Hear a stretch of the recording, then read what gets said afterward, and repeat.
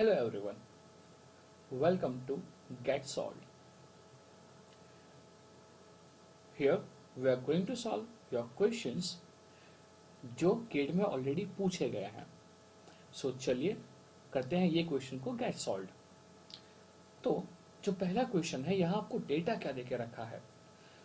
तो डेटा है वो है the step response of an LTI system is given by y of t is equal to 5 e raised to minus 10t ut, where u of t is the unit step input. Now if the output of the system corresponding to an impulse del of t is h of t, then h of t is what? So यहाँ पे जो आपको दे के रखा है, data जो दे के रखा है, डेटा क्या क्या है. डेटा आपके पास है एक तो है आपके पास स्टेप रिस्पॉन्स, विच मीन्स हमें जब हम सिस्टम के अंदर इनपुट u ऑफ टी देंगे तब रिस्पॉन्स क्या प्रोड्यूस हो रहा है. तो यहाँ पे इनपुट जो उन्होंने दे के रखा है सिस्टम के अंदर वो है u ऑफ टी, और जब ये u ऑफ टी इनपुट दे रहे हैं तब जाके आउटपुट क्या प्रोड्यूस हो रहा है. जो आउटपुट प्रोड्यूस हो रहा है which is given as 5 e raised to minus 10t into u of t. So for u of t input they have described the output. मगर यहाँ पे हमें जो पूछा गया है, ये पूछा गया है कि हमें इम्पल्स रिस्पॉन्स निकालना है, which means we are asked to find del of T response. And what do we know, जो डेल ऑफ टी रिस्पॉन्स होता है हम उसको रिप्रेजेंट करते हैं in terms of H of T, which means हमें यहाँ पूछा गया है कि impulse response H of T यहाँ पे क्या है. तो दोस्तों फ्रेंकली स्पीकिंग ये क्वेश्चन बहुत ही इजी है, बहुत ही आसान है, क्योंकि यहाँ पे बोल के रखा है, क्या बोल के रखा है कि जो सिस्टम है वो सिस्टम LTI है. जो सिस्टम है वो LTI है, और LTI सिस्टम के लिए ऐसे क्वेश्चंस काफ़ी सिंपल हो जाते हैं. तो अगर हम LTI सिस्टम की बात करते हैं तो अगर हमारे पास u of T response available है, अगर हमारे पास u of T response available है और वहाँ से अगर हमें डेल ऑफ टी रिस्पॉन्स को अचीव करना है, तो सबसे पहले हमें ये पता होना चाहिए कि how do we achieve del of T with the help of u of T. और ये हमें पता है, हम क्या करेंगे, जो डेल ऑफ टी है उसको लाने के लिए क्या करेंगे, जो हमारे पास u ऑफ टी है ये u ऑफ टी को हमें डिफ्रेंशिएट करना पड़ेगा.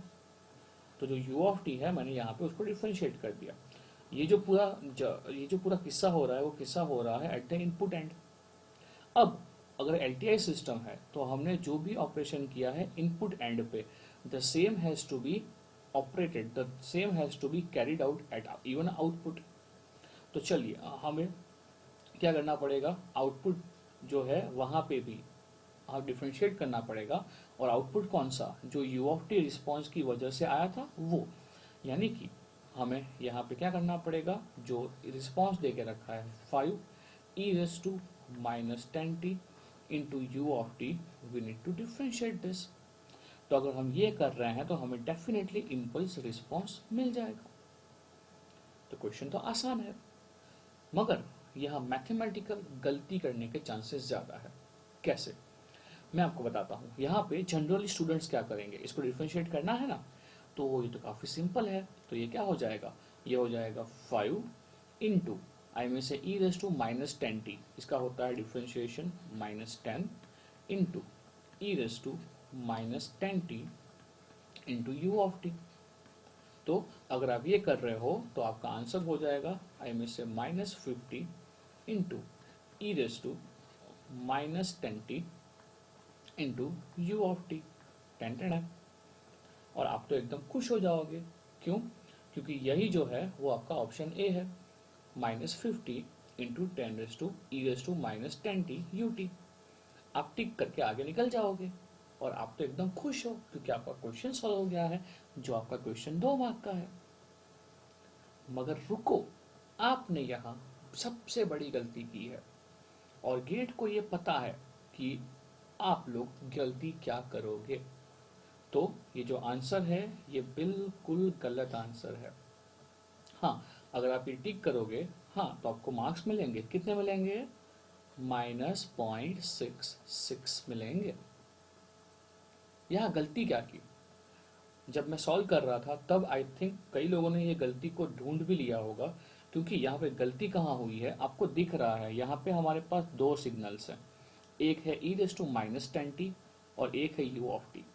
ये दो सिग्नल्स हैं और ये दोनों सिग्नल्स जो हैं वो टाइम के फंक्शंस हैं, यानी कि मैं यहाँ पे ऐसा सीधा डिफरेंशिएशन नहीं कर सकता हूँ।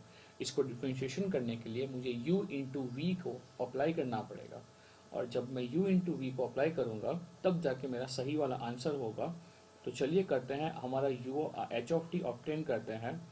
H of T is equal to क्या होगा, वो तो वही है, हमने ये तो कंसेप्ट सही अप्लाई किया था कि u ऑफ टी से जब इम्पल्स रिस्पॉन्स की बात करेंगे तब वहाँ करना पड़ेगा डिफरेंशिएशन। वो तो बिल्कुल भी गलत नहीं है, मगर जब आपने डिफरेंशिएशन किया ना, आपने गलती वहाँ पे की। तो चलिए, अगर हम यहाँ पे u इंटू वी अप्लाई कर रहे हैं, so now what is going to happen, say for u into V पहले मैं क्या कर रहा हूँ, पहले मैं e raise to 5 e raise to minus ten T को कांस्टेंट ले रहा हूँ।